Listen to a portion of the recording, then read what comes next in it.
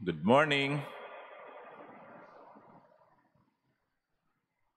Have you been disappointed with a person because that person wasted so many opportunities, because that person lost some of the best chances? Mapapabuntong hininga ka na lang, no? In a few days, many of you will go to the cemetery to visit your friends, to visit your loved ones. And I wonder how many of those who are in the seminary buried there lost their chances. Nakaka-disappoint.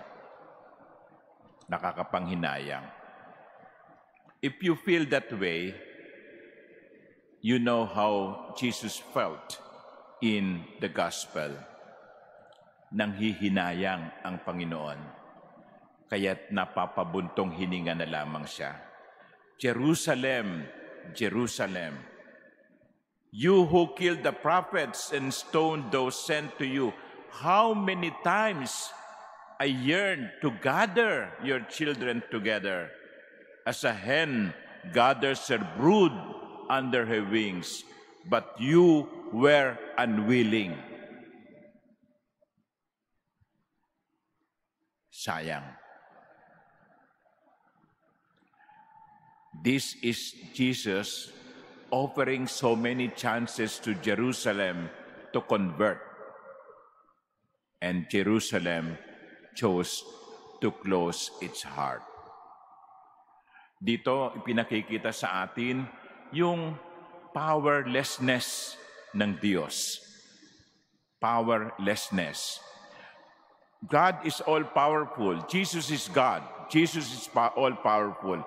But in the midst, in the face of this, Jesus is powerless. Why? Because Jerusalem, just like many of us, all of us, we exercise our human freedom. Hindi tayo pipigilan ng Diyos kung gusto nating magkasala. Malulungkot ang Diyos. Hindi tayo pipigilan ng Diyos na piliin ito kaysa piliin yon. Piliin ang masama kaysa piliin ang mabuti. Hindi tayo pipigilan ng Diyos. Sapagkat iginagalang ng Diyos ang ating kalayaan. Mapapabuntong hininga na lang ang Diyos. Bakit hindi pinigil ng Diyos si Adan at Eva na kainin yung bunga ng ipinagbabawal na puno? Iginalang ng Diyos ang kanilang kalayaan. Bakit ginagawa natin o nagagawa natin ang mga gusto nating gawin kahit masama?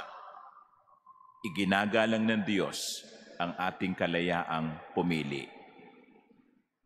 Hindi ipagpipilitan ng Diyos ang kanyang kalooban.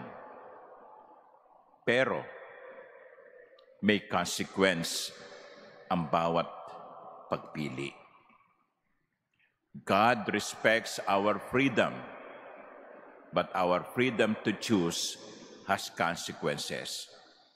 And this is what is going to happen with Jerusalem. In the year 70, Jerusalem will be totally destroyed.